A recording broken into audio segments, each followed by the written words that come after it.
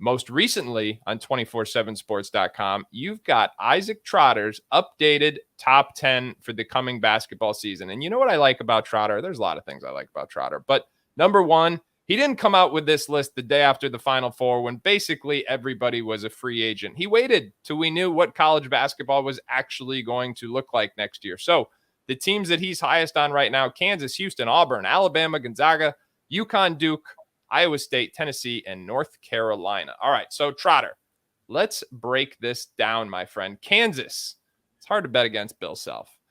You've got them number one in the country overall. What is it about Kansas that you are so high on at this point? Yeah, I love the blend of retention and then the guys that they've added in the portal, right? Like, I think when you get a Hunter Dickinson, you get DeJuan Harris, you get KJ Adams back, that's huge. But the pieces that they've added, they needed a dynamic wing, they go get AJ Storr. They needed more transition threes, they go get Rylan Griffin. They needed some semblance of mid-range off-the-bounce scoring, and they go get Zeke Mayo. Like, it's a really, really good mix. So, this is a Kansas team that didn't necessarily have the year that they expected last year, but I love the additions. I love the retention. Bill Self has had a top 20 defense for 6 straight years. Like, this starting lineup is old and experienced and played a lot of basketball. Last year, Kansas's offense just wasn't good enough. And a lot of other teams kind of hit that like second gear, that third gear offensively at times, and really put up historic numbers in a year when the sport like completely changed from an offensive perspective. And Kansas got worse. So I expect that to really, really change. This group just makes a ton of sense to me. They got a lot of size. They got a lot of shooting. They got the slashing. They got the low post threat. You can do pick and rolls. You can do post ups. Like, you can do a lot of different things with this group. And it's fun to bet on a team like this that's built this way because all the pieces seem to be, on purpose. Like, they didn't add these players just because of talent. Like, they're here. They're pieces to the puzzle. Yeah, a couple points from me on Kansas. Number one, they've got connectors. They've got Adams. They've got Harris. Those guys are not just willing to play a quote-unquote secondary role, be ball movers, and really embrace those, again, quote-unquote smaller things, but they have history doing it. And I think the reason why Kansas wasn't as good last season is, quite frankly, because just the injuries and the depth between McCullough and, I mean, that was certainly the big one. They just ran out of bodies. And that is my only question about them going into this season. The depth is better, but it's still not quite where they want it to be. We haven't even talked about Elmarco Jackson yet, who they brought back as well. But this is a team that really made a push to get Johnny Furphy back. I mean, Johnny Furphy at one point was considered to be a lock to go into the NBA draft. And then behind the scenes, there was more and more momentum. Like, wait a minute, is he really thinking about going back? How could that be? They just got a couple impact wings out of the portal. There was a significant push to bring him back. It didn't happen. Kansas is still number one on Isaac's board. It's going to be interesting to see how they fill out the rest of that roster and if they can address the depth issues that plagued them this year. Number two, Houston and Kelvin Sampson. Tell me why you've got them as a top 2 team in America. Hey, man, we talk all about the portal all offseason, right? But retention is king in Houston, and they get all of their guys back, right? Jamal Shead loses his eligibility, but they got basically everybody else back. And then they're able to go into the portal and get Milos Uzan out of Oklahoma, who I'm really bullish on. I think he makes a ton of great high-level processing plays, like sees the floor at a high level. And you just throw him into this ecosystem, yeah, like that's going to work really well. I feel like this Houston front court is so nasty defensively. Like, Javier Francis is awesome. What they've done, getting Jawan Roberts back is great. JoJo Tugler is going to come off the bench for them, and he's maybe their best NBA draft prospect. Emmanuel Sharp is back. LJ Cryer's back, who's a sniper. They're going to get a healthy version of Terrence Arsenault, who might be the second best NBA prospect on this roster. Like, this group is just loaded. And Houston is just a machine. Like, this is what they do every single year. They're going to be elite defensively, and they're going to be elite on the offensive glass. And this entire roster is shaped up to be elite on both of those ends of the floor. That just gives them such a high floor. And I love teams that have so many guys that know their role and have experience playing in that exact role. Like, it's hard to see Houston being anything but what they've been the last few years, which is one of the best teams in college basketball. I don't disagree with anything you just said, but Jamal Shead is a very difficult guy to replace from a leadership standpoint, from a culture standpoint, and from a basketball IQ standpoint. Like, you talk to people around that program, and they're like, the amount of trust that Kelvin Sampson had in Jamal Shead, it was like he was, and they have a great total staff, but it was like he was an extra assistant coach even to the point of like making game plan suggestions in the film sessions, in the huddles. And I talked to assistant coaches that we've never seen coach like that. Be like, Jamal, what do you want to do?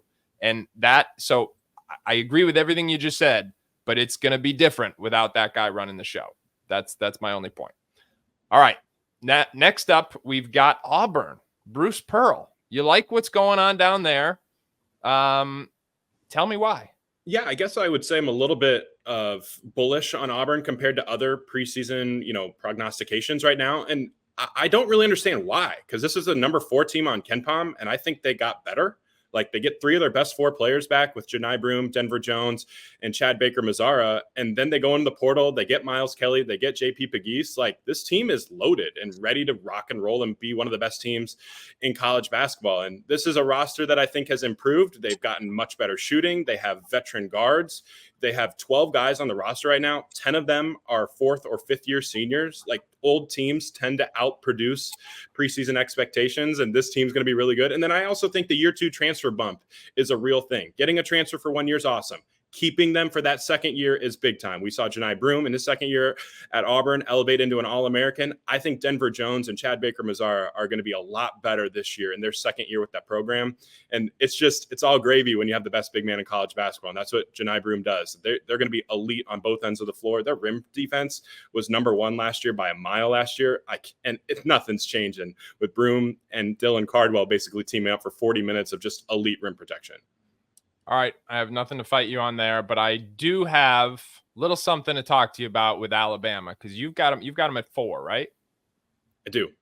So this and 4 to whatever, but this to me is one of the 2 or 3 best teams in the country this year. I mean, what they were able to achieve late in this recruiting cycle, I mean, forgive me for putting it like this, but they got dudes and they got more dudes. I mean, they have got such depth of talent down there. It is just as talented a group from start to finish as Nate Oates has ever had. And I'm excited to see what he's able to do with this playbook because of it. So Isaac, break it down for me. Why am I so bullish? Why do you have him in the top 5? Why does everybody think Alabama's got a very legit shot to get to a Final Four and contend for a national championship? Yeah, I mean, this team is a tier 1 national title contender. Like, maybe I don't have a 1, 2, or 3, but like 4, I don't feel like there's a big gap between 1 and 4, especially this year. I think the top 7 teams are all of those elite tier. And Alabama, just the ability to get Mark Sears back, the ability to get Grant Nelson back. What was their biggest hole last year? Oh, protecting the rim, just a horrible protecting the rim defense. So they go get the best rim protecting big man in Cliff Amore. So then they go in the portal too and get Chris Youngblood, who I think is really, really underrated out of South Florida. One, the 3-point shooting is obviously there and he has a great volume of it, but the free throw rate is another huge piece of this too.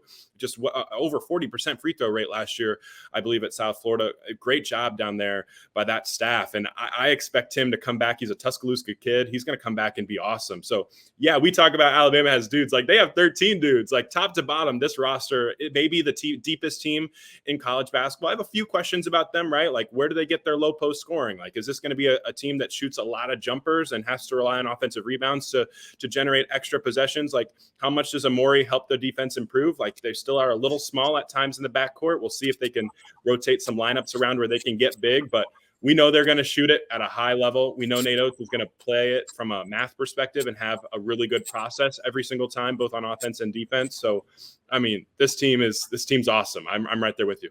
Aiden Holloway is going to shoot it. I would bet everything I have on those Auburn numbers just being, just an outlier. Everything we saw in high school is that he was an elite shooter. I know he didn't make shots last year. I actually think the key to him shooting it better is figuring out how to put a little more pressure on the rim so defenders can't totally sell out on keeping him off the arc. He's got to be able to make people pay for running him off the arc. But we didn't really talk about him. We didn't talk about Aiden Sherrill. We didn't talk about Darian Reed. I mean, there is just, to me, the biggest question is, can you keep all those guys happy? Like, that to me is going to be just as important as the playbook. It's going to be fascinating. All right, let's move on now to Gonzaga. You've got them back in the top 5. Mark Few making a comeback in the Trotter rankings here. What do you like about this group? I mean, internally, I genuinely had real questions about if I should rank them number 1 because, really? what they've done is just phenomenal. Like, I don't think people understood how good Ryan Nembhard was down the stretch last year. Like, he was the best point guard in college basketball for long stretches down the final, end of February, early into March. Like, he was balling. And so, hey, that year 2 transfer jump for him is going to be awesome. I think he could be an All-American next year. They get Nolan Hickman, they get Graham Ike back, and then the additions out of the portal, like Michael Ajayi out of Pepperdine. Like, people really liked him at the NBA draft combine. Steel Venters missed all of last year, but he's a knockdown sniper, is going to add something different. And then Khalif Battle, like that's a great talent bet for them. Like, he's a guy that's kind of polarizing, but I love him in this ecosystem at Gonzaga. And hey, you're coming off the bench. We need you just to go get buckets for us and go get to the free throw line and create good shots for us. And if not, we're going to get back to our starting lineup and ride that again. So this group last year was really trending in the right direction. As the season progressed, they just kind of ran into a bad matchup with Purdue, or they could have gone even farther than the Sweet 16. And they get a lot of these same faces back. The defense is still a question without Anton Watson, who I have a ton of respect for. But depth was a big issue for this group last year, and it's not going to be an issue this year for Mark Few. I think that the Gonzaga Bulldogs are going to have a huge, huge year. All right, Trotter, I have a quick question for you, and I just need a brief answer from you. Have you ever interviewed anyone on the UConn coaching staff? No. So I don't think that's going to happen next year because you've got them outside the top 5. And these are guys that look for motivation in just about any way they can find it. And it's almost comedic how they've alluded to that, how they'll turn a compliment into a slight just to motivate the guys. And listen, you got them number 6 overall in the country. That's obviously a big compliment, all kidding aside. Here's what I said recently, and I'm going to double down on this. I don't think we talk enough about how far ahead Dan Hurley and his staff were of everyone else last year from a coaching perspective. Good college coaching is about putting your best players in position to make plays in the biggest moments. Do you know what Hurley and his staff did? Well, you do. They got layups in the biggest moments. It was like almost, they would see something, a coverage. Hurley would turn around. He'd look at Luke Murray. Luke Murray would look at him. They'd look at Tristan Newton. Like, they were all on the same page. Something would happen. They'd run some flare. They'd slip it. There'd be 17 more passes. All of a sudden, there was a duck and a seal, and they got a dunk. And it was like, whoa, what just happened? And it happened in the national championship game multiple times. Like, these guys were playing chess when everybody else was playing checkers. And that's my story. I'm sticking to it. I don't think we're talking quite enough about it. Like, the level of precision in their offensive execution last year was ridiculous. Now, granted, no Donovan Clingan, that changes things, but they did reload a little bit. So that's my take on UConn. Tell me yours. Yeah, I'm fascinated by this because this is a big bet on that staff. What they've done in the portal and what they've done from a retention standpoint, and bringing all these freshmen now to sophomores back and being like, hey, it's your turn, Solid Ball. Like, it's your turn, Jalen Stewart. Like, your turn to really see what you've learned last year. It's fascinating. But like, the fact that we're ranking them 6 and people are like, oh, this is, are they underranked? Like, after losing 4 NBA guys, like, that's just a credit to Dan Hurley. Like, the ability to lose 3 NBA guys the year before and win a second straight national title, now to lose 4. And people are like, well, they're not number 1. Like, what are you talking about? Like, that's just a credit to what this program is and what they've done. And I still have some questions, but here's the thing. I know that Dan Hurley is not going to ask any of these guys, who are honestly vastly unproven with the roles that they're going to do anything that they're not comfortable with. I think Terrace Reed is super, super awesome. Like, I think he's going to be a absolute beast. I thought it was really fascinating. Juwan Howard has had him watch a ton of tape. What big man has he been watching a lot of tape last year? Adama Sanogo. Like, really? I'm really interested to see like what type of year Terrace Reed can have. And then Aiden Mahaney, like, out of St. Mary's, he was not very good last year playing on the ball. He's awesome playing off the ball. I think that's going to see a lot of that next year at UConn. So the fact that they're 6th and in that tier 1 of national title contenders after losing 4 starters and could have easily lost a 5th to the NBA and Alex Caravan is a credit. But hey, you can use it as a motivation too. I'm all for it. Like, going for a 3-peat, that'd be great for the sport. Not me. I just, they are a fascinating case study. All right. The last team we've got in your top 7 here is a team that you've talked about on this show before, and that's Duke, because they're only bringing back 2 players from last year's roster. Granted, it is the starting backcourt, but they're relying a lot on the big freshman class. Obviously, Cooper Flagg. They're relying a lot on some strategic additions via the portal. And this is a different type of roster construction than I think we've ever seen at Duke last year. Only 2 players back from last season. But Isaac, you have been very enthusiastic in your support of the Blue Devils throughout the last month or so as they've added various pieces from the portal. So tell me why again. Yeah, I just don't know how this team stinks defensively. And that gives you a really, really high floor because Tyrese Proctor, for some of his issues, is a very, very good on-ball defender. Sion James out of Tulane, I think, is going to be ready to rock and roll defensively from the start. I think from the perspective of allowing Cooper Flagg to fly around and be an athlete defensively helps. Cayman Maluak has a chance to be a very good rim protector. Malik Brown was an all-ACC defender last year. I wouldn't say that Mason Gillis is some defensive ace, but he's a guy that I think you can trust on that end to do his job and chase shooters around the floor and do what he needs to do. So this group has just impact defenders at all 3 levels.